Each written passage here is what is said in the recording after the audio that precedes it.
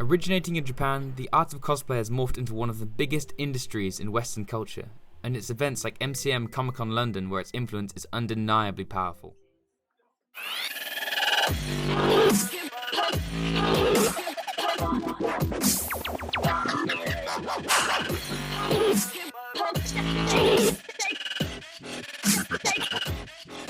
Despite its name, Comic-Con draws together a plethora of interests.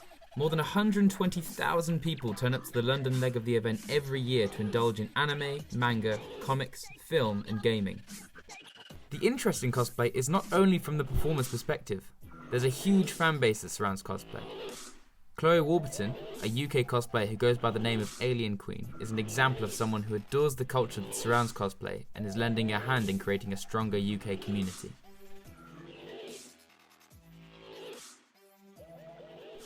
I spoke to Chloe at the Aloft Hotel outside of the expo to get her insight on the changing community.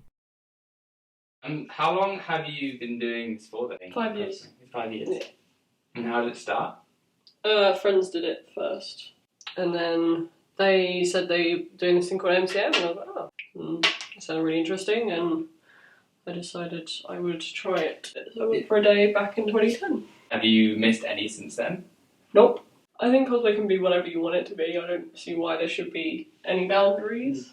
And it is that society think nerds are weird antisocial kind of people. For example, the Big Bang Theory. The way that they represent them is they're weird, nerdy people that like talk about comics. I love comics and don't get out much. Because a lot of people have normal jobs that do it. For someone like me who makes everything from scratch, it is art because I'm making art. Yeah. Like, if you feel that your passion is past just playing the game, then I don't see why not. Yeah. Why can't you feel like you can be someone else for a day? And I think it is a form of escapism.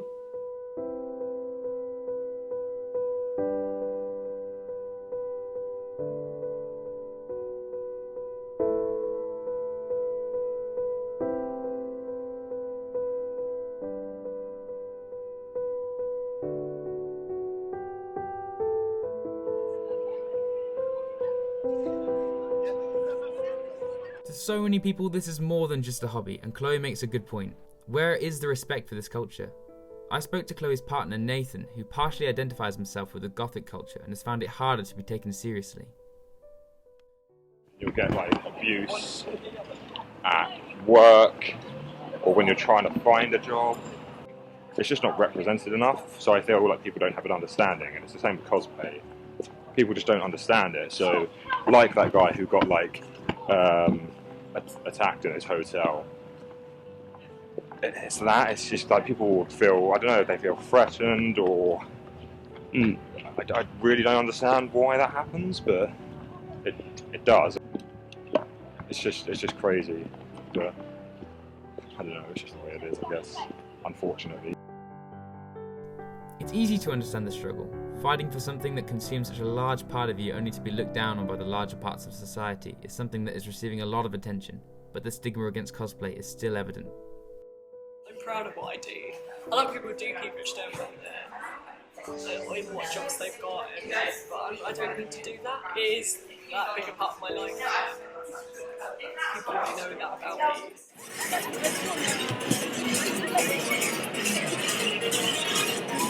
What your gender is, no matter your height, your weight, you can cosplay as anything. There's no definitions, whether you want to go something childish like me or something more promiscuous. So it doesn't matter what you're into, you can just come along and everyone recognises you and it's great.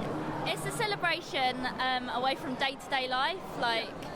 It's the only kind of event where you can dress up and feel like part of something massive. Oh yeah. So it's kind of an escape from work and school.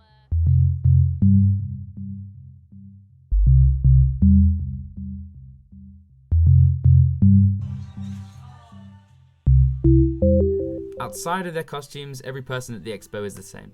These people have jobs, they have families, they have friends, and it's something that necessitates compassion from so many more people.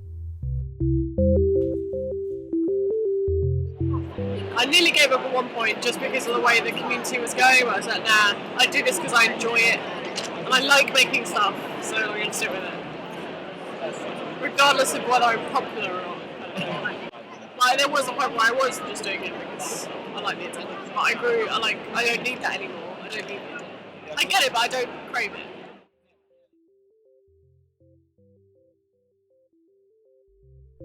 Despite this, attention is still a very large part of it. For people like Chloe, this is a dream she chases in the hope to make this her full-time job. And there are so many people who are achieving this, including steampunk photographer, artist and model Gary Nichols. 4,000 quid as well, that's 12. And the ones down here, they got this looks like a furnace on the back with a chimney, and when he presses a thing on his wrist, a ring of smoke pops out the top. They're really cool. This is a trilogy, so the next book's called Robbie Pertwee Frankenstein, and Frankenstein's monster is an automaton. Much like any other art, networking is a crucial part in cosplay, and it's attaching yourself to a niche market like steampunk that allows you to securely continue doing something you love. The sexualization of cosplay is something that's gained the bulk of media attention. Chloe and many other cosplayers, whilst believing it plays a large role, believe the spirit of cosplay is much more than this. This includes friend and fellow cosplayer Kerry Cooper. You don't have to always just put on a skimpy outfit, but obviously that's your choice. If you want to put on a skimpy outfit, then you know it's up to you. That's the whole joy of cosplay, really. I like having fun. I know a lot of people do see it as an escape because like they have a hard time at home, or they just like the idea of being dressing up as a different character. I do it a lot for the laughs, and for the funny faces.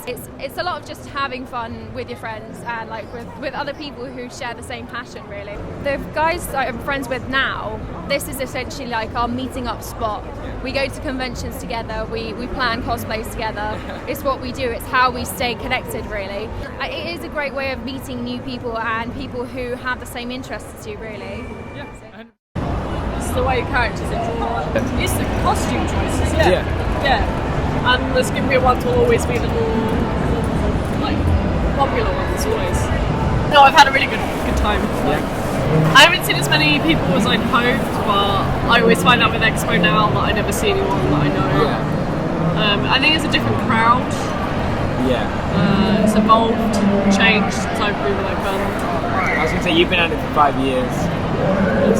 Oh yeah, it's hugely different from when I started. It would never get this busy I mean, it's quiet now. This is probably what it was like for the whole weekend.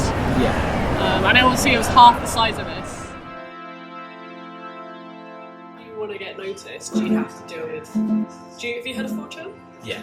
I get bitched on there.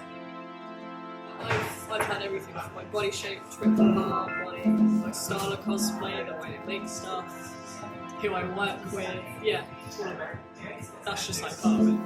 A big part of the reason why I enjoy it, like start doing it because the people, they are really nice. People are nice. Until you get on the internet. I mean, I've always been kind of confident, but you just become immune to it.